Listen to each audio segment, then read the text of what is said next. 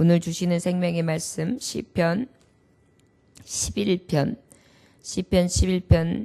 1절로부터 시편 11편 1절로부터 8절까지의 말씀 함께 봉독하십니다. 1절부터 7절까지의 말씀 함께 봉독하십니다. 내가 여호와께 피하였거늘 너희가 내 영혼에게 새같이 내 산으로 도망하라 함은 어찌함인가. 악인이 활을 당기고 화살을 시위에 먹임이요 마음이 바른 자를 어두운 데서 쏘려 하는도다. 터가 무너지면 의인이 무엇을 하랴. 여호와께서는 그의 성전에 계시고 여호와의 보좌는 하늘에 있으며 그의 눈이 인생을 동촉하시고 그의 안목이 그들을 감찰하시도다. 여호와는 의인을 감찰하시고 악인과 폭력을 좋아하는 자를 마음에 미워하시는도다. 악인에게 그물을 던지시리니 불과 유황과 태우는 바람이 그들의 잔에 소득이 되리로다. 여호와는 의로우사 의로운 일을 좋아하시나니 정직한 자는 그의 얼굴을 배우리로다. 아멘. 기도하겠습니다. 하나님 아버지 감사합니다. 오늘도 우리 인생을 살피시며 감찰하시는 하나님 앞에 하나님의 말씀을 듣습니다. 주여, 우리의 모든 것을 아시는 하나님, 오늘도 주의 감찰하시는 눈을 두려워하게 하시고 아버지 앞에 늘 온전한 심령으로 나아갈 수 있도록 축복하옵소서. 예수님의 이름으로 기도 올렸나이다. 아멘. 오늘은 감찰하시는 하나님, 모든 인생을 감찰하시는 하나님에 대해서 하나님의 말씀을 증거합니다. 1절에서 2절까지의 말씀을 보면 내가 여호와께 피하였거늘 너희가 내 영혼에게 새같이 내 산으로 도망하라 하면 어찌함인가. 악인이 활을 당기고 화살을 시위에 먹이며 마음이 바른 자를 어두운 데서 쏘려 하는도다. 이렇게 말씀하고 계십니다. 여호와께 피하였거늘 너희가 내 영혼에게 새같이 내 산으로 도망하라 함은 어찌함인가.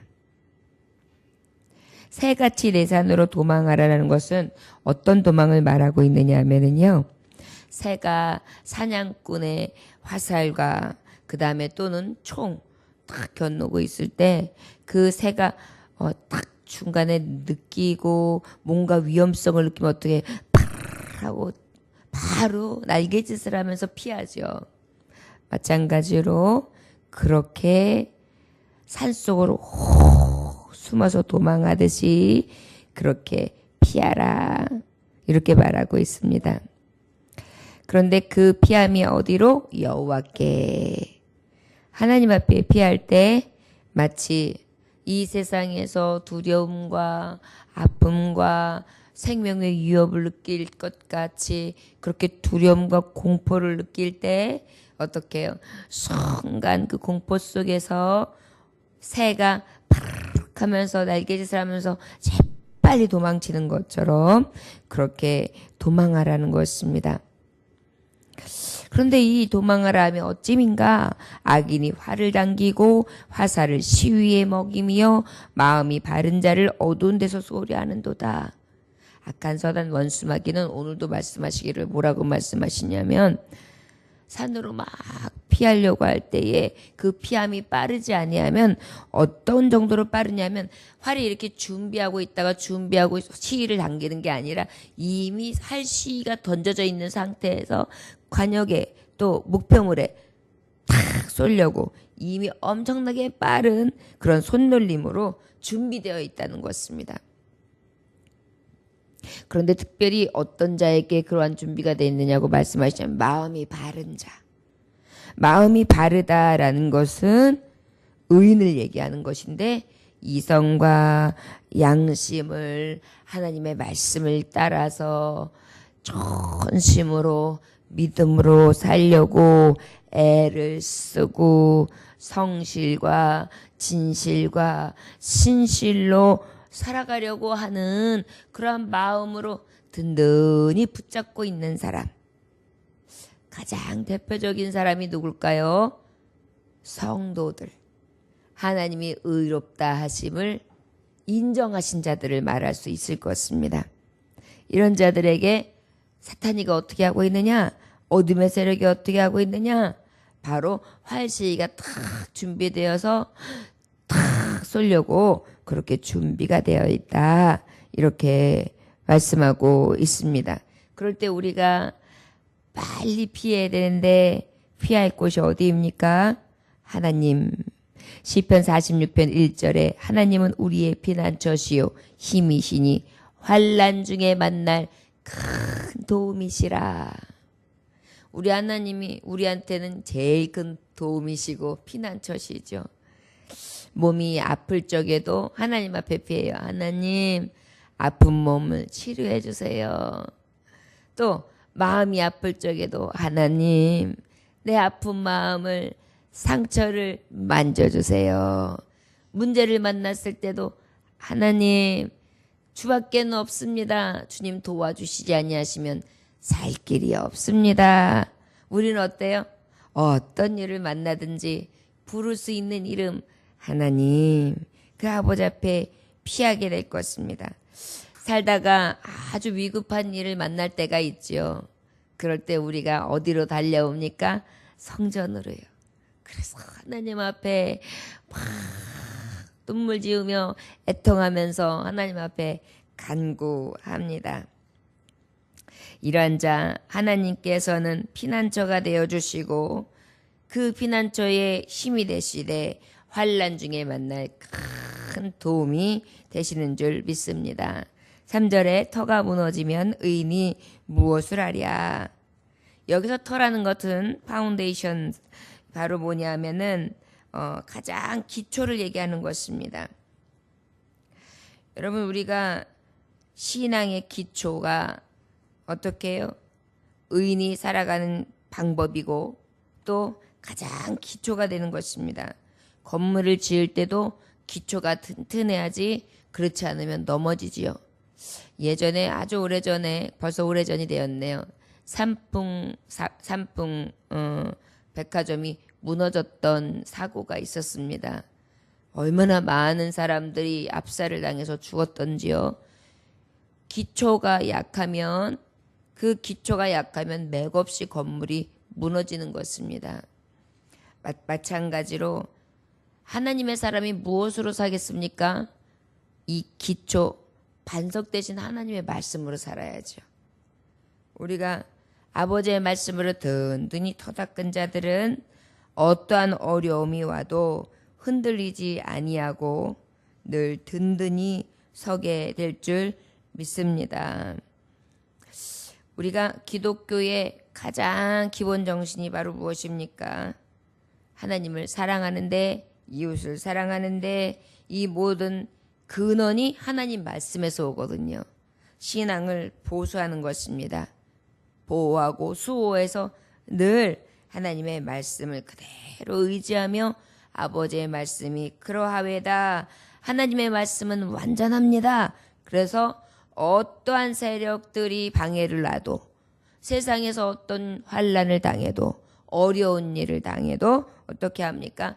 말씀만 잡고 흔들리지 아니하며 그 말씀대로 나아가는 것이 바로 기독인, 예수 그리스도를 믿는 신앙인, 하나님이 의롭다 인정하신 자의 삶이라 할 수 있습니다. 그런데 만약에 신앙생활을 한다고 하면서도 우리 안에 부도덕한 삶, 그 다음에 하나님을 배역하는 삶, 음란한 삶, 쾌락을 쫓는 삶, 하나님의 말씀과 전혀 다른 삶을 살고 왜곡시킨다면 하나님은 아마도 그러한 자를 멸망시키실 것입니다. 특별히 요즘에 이제 기독교인들이 조금씩 정신을 차리고 시작했어요. 그래가지고 야, 이대로 있으면 안 되겠다 하다 보니까 나라나 민족성에 대해서 이제 사상을 바로잡는 운동을 하고, 또 그 다음에 동성애 반대, 그 다음에 그 외에 다른 종파가 들어와서 다른 나라에서 들어오는 여러 가지 잘못된 신앙 이런 것들에 대해서 나라에서 승인하는 부분들에 대해서 지금 이제 슬슬 운동이 일어나기 시작했습니다. 벌써 일어났어야 하고 계속해서 우리 기독인들이 저항해야 되는데 지금도 저항하고 있고 그 전부터 의식이 있는 기독교인들은 계속 저항하고 있어요. 동성애가 들어오는 거, 그 다음에 왜곡된 신앙들이 들어오는 여러 가지 시대적인 발상에서 비롯된 그러한 모든 잘못된 것들을 우리는 어떻게 해야 되냐면 의에 대해서 의분을 가지고 어떻게 잘못된 것들과 싸워야 되는 그러한 신앙에 하나님이 모범 터를 주신 것입니다. 그렇기 때문에 우리가 이 믿음을 지키기 위해서 늘 성경을 바탕으로 하나님의 말씀 따라서 그렇게 오직 아버지 앞에 인정받은 자답게 살아가야 될 줄 믿습니다. 터가 무너지면 의인이 무엇으로 하랴. 터, 하나님의 근간인 말씀이 무너지면 하나님의 사람은 무엇으로 살 수 있겠습니까? 늘 하나님의 말씀이 견고히 설 수 있기를 위해 기도해야 될 줄 믿습니다. 디모데후서 1장 13절에 보니까 너는 그리스도 예수 안에는 믿음과 사랑으로서 내게 들은 바 바른 말을 본받아 지키라. 우리 하나님이 눈으로 쫙 감찰하고 계세요. 감찰할 때에 의인은 무엇으로 삽니까? 말씀으로 살아가는 것입니다. 하나님의 터, 가장 근간이 되는 신앙, 그 신앙의 근간인 하나님의 말씀으로 든든히 세워 나가야 될 줄 믿습니다.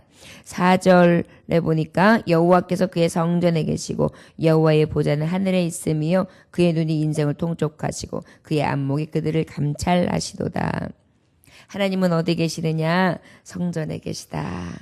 그런데 이 성전은 우리 지금 예배당에도 계시고 우리의 심령의 전 우리 안에도 계시고 세계를 향한 하나님의 그 불꽃 같은 눈으로 지키시며 하나님의 어느 곳에도 다 계시는 그러한 아버지의 그 놀라우신 눈길과 손길이 닿지 않는 곳이 없을 것입니다. 여호와의 보좌는 하늘에 있으며 높고 높은 보좌는 하늘에 계시지요. 그의 눈이 인생을 통촉하시고 쫙 안목 이 여기서 이제 통촉하다라는 것은 어떤 의미냐면 그냥 눈꺼풀 눈썹을 그저 깜빡이지도 아니하시면서 불꽃 같은 눈으로 그렇게 보시고 그의 안목이 그들을 감찰하시도다. 인생을 통촉하시되 그의 안목이 쫙 감찰하시면서 그렇게 보고 계시다는 것입니다. 하나님은 사람들을 다 바라보시면서 그들의 인생들을 다 보시고 계시죠. 그래서 하나님은 여전히 지금도 매일마다 입히시고 먹이시고 채우시고 함께 해주시고 약속을 따라 살아가는 자들의 희망과 소망이 되어지고 계십니다. 그런데 그러한 눈이 어떻게 해요? 늘 하나님의 감찰하신 가운데 이루어지고 있음을 우리는 소망으로 삼아야 할 줄 믿습니다. 시편 139편 1절부터 4절 그리고 23절에 보면 이러한 하나님을 잘 말씀하고 있어요. 여호와여 주께서 나를 감찰하시고 아셨나이다. 주께서 나의 앉고 일어섬을 아시며 멀리서도 아셨나이다. 주께서 나의 앉고 일어섬을 아시며 멀리서도 나의 생각을 통촉하시오며 나의 길과 눕는 것을 감찰하시며 나의 모든 행위를 익히 하시오니 여호와여 내 혀의 말을 알지 못하시는 것이 하나도 없으시나이다.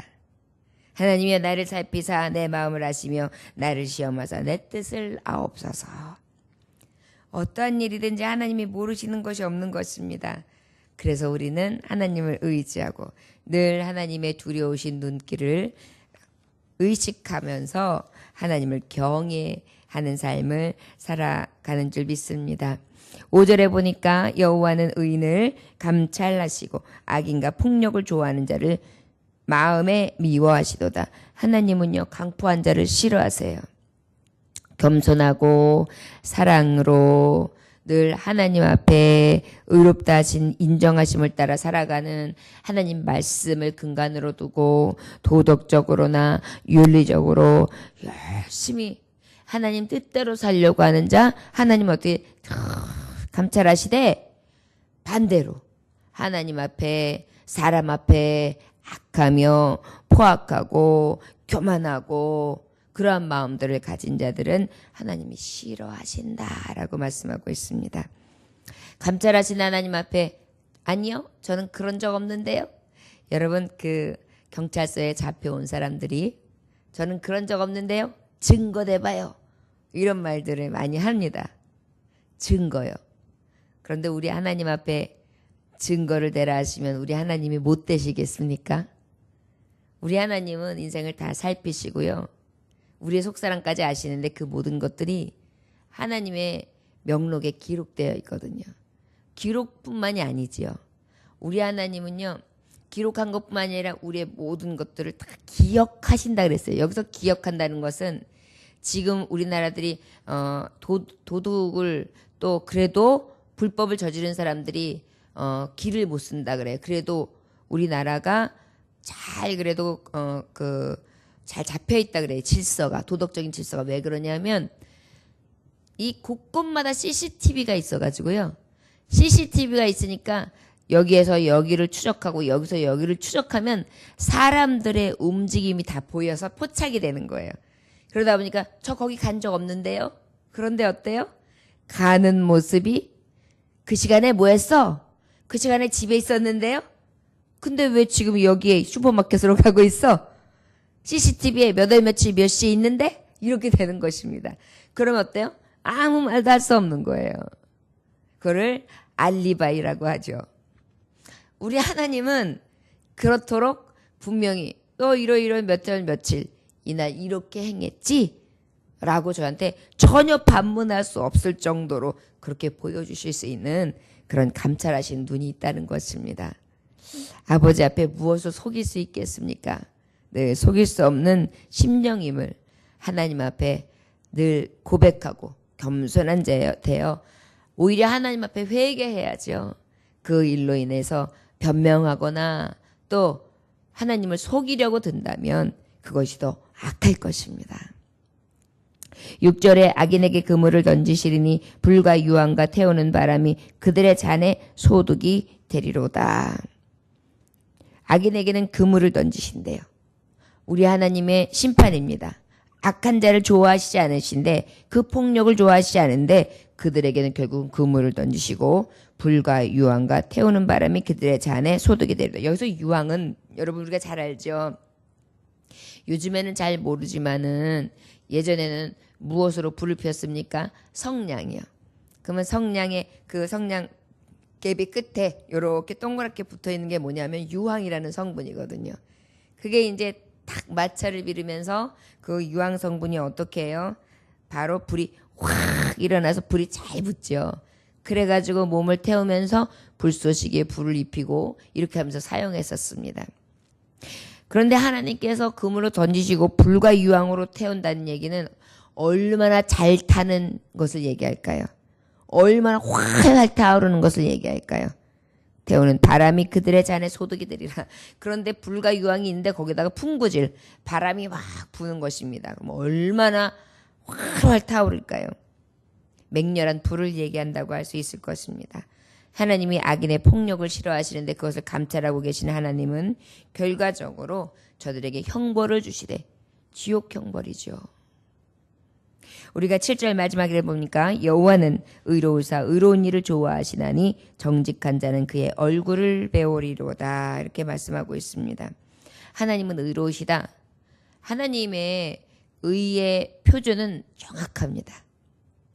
사람들은 혹시 정에 이끌릴 수도 있고 사람들은 혹시 아첨하는 마음이 생겨서 치우치는 그러한 법을 적용할 수도 있고 사람들은 재물에 의해서 움직일 수도 있고 사람들은 그저 자기가 소견대로 보는 대로 그렇게만 판단할 수 있어요. 그런데 우리 하나님은 분명한 하나님의 말씀, 의의 말씀 안에서, 그리고 또 하나님이 보시는 증거 안에서, 하나님이 우리의 속사람까지 살피시는 완전함 안에서 살피시고 보심으로 그것을 잘 증명하시면서 재판하시거든요. 의로사 의로운 일을 좋아하시나니 정직한 자는 그의 얼굴을 배우리로다. 우리 하나님은요, 실수가 없으세요. 우리가 생각할 때에 하나님 실수하신 거예요. 하나님 이럴 수는 없어요. 이거 아무리 봐도 잘못된 거예요. 이렇게 생각하면서 하나님 앞에 감히 토를 달 때가 있는데요. 가만히 생각해 보면 하나님은 실수가 없으신 완전하신 자거든요. 하나님의 얼굴은 은혜, 평강, 능력의 얼굴로 우리를 이렇게 보고 계세요.